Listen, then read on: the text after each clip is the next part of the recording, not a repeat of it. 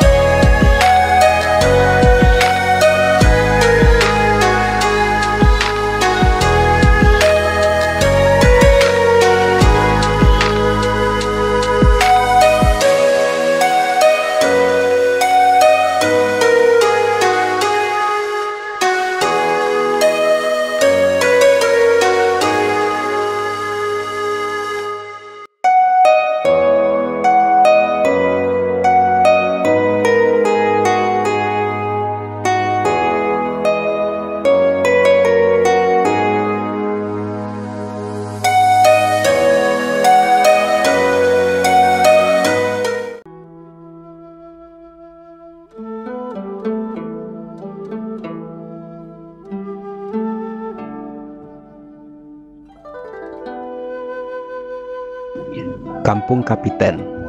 Kampung Kapiten adalah kompleks permukiman pemimpin-pemimpin Tionghoa pada masanya. Kampung ini dinamakan Kampung Kapiten karena di kawasan ini terdapat 3 rumah perwira Tionghoa yang didirikan abad ke-17 sampai abad ke-19 Masehi.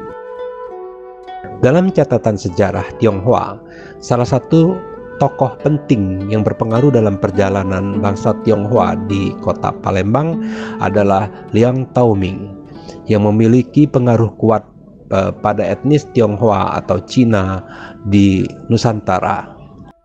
Keberadaan etnis Tionghoa di Palembang memiliki sejarah yang panjang. Sejak masa Sriwijaya sampai sekarang, etnis Tionghoa memegang peranan penting dalam sistem ekonomi di kota Palembang. Setelah itu, diteruskan oleh putranya, yaitu Chua Ham, dengan pangkat kapiten atau kapiten pengganti ayahnya. Dan ia diberi wewenang dan kebebasan untuk mengatur wilayah sendiri, kemudian mengatur orang-orang Tionghoa yang berada di Palembang dan mengatur perekonomian mereka dalam hubungannya dengan pemerintah kolonial Belanda pasca dihapuskannya Kesultanan Palembang pada tahun 1825.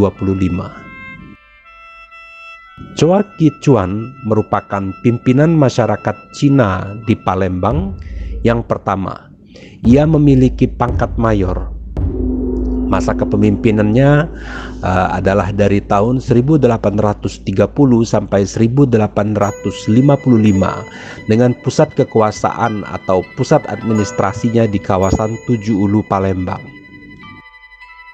Di masa kolonial Belanda, Belanda mengangkat seorang Tionghoa yang memiliki pengaruh yang kuat di kalangan penduduk Tionghoa di kota Palembang. Untuk jabatan itu, pemerintah kolonial Belanda memberikan pangkat mayor untuk mengatur seluruh penduduk Tionghoa dan kepentingan orang Tionghoa yang berada di Palembang. Beberapa mayor yang terkenal seperti Mayor Tumenggung dan Mayor Putih.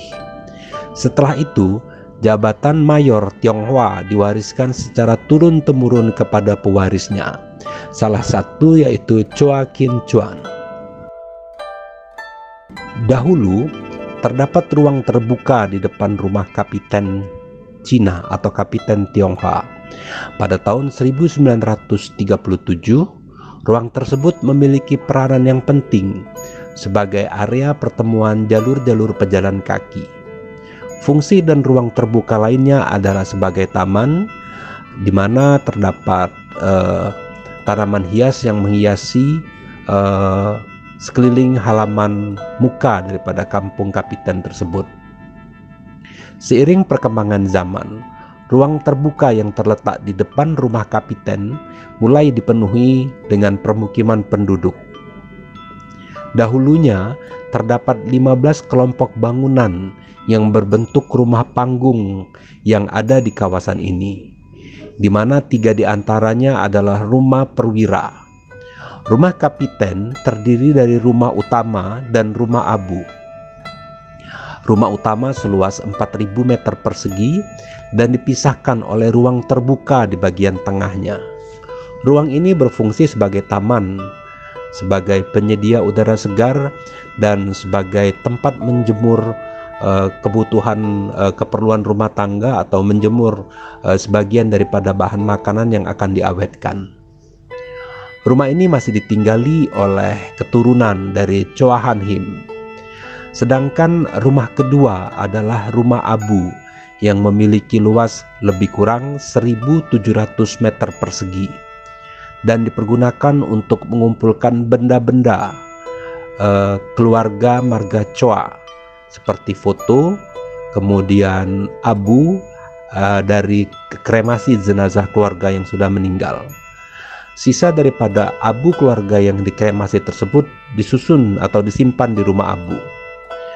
Rumah Kapiten ini sangat unik karena memiliki arsitektur gabungan antara Melayu, Palembang, Cina, dan kolonial.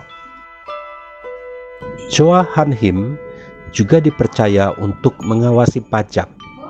Di masa kepemimpinannya, dia mampu membangun sistem administrasi, sistem pemerintahan, dan mengatur tata tertib penduduk Tionghoa atau Cina yang berada di kota Palembang.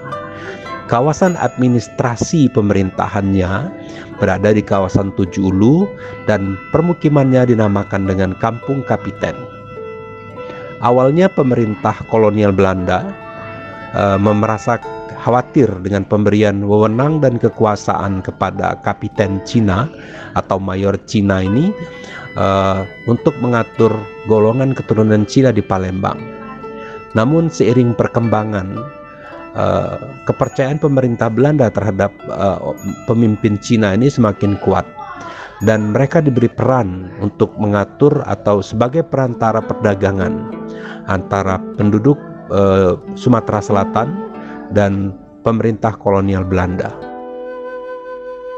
Demikian sejarah singkat Kampung Kapiten yang merupakan daripada landmark kota Palembang yang dahulunya merupakan bagian penting dalam perjalanan perekonomian kota Palembang pada masa Kesultanan Palembang, masa kolonial, dan masa Orde Lama.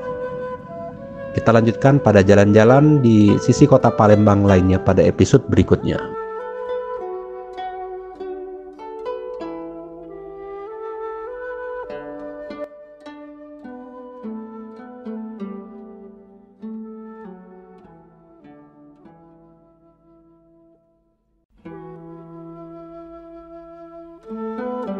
Demikianlah edisi kita pada sore hari ini, jalan-jalan ke Kampung Kapiten.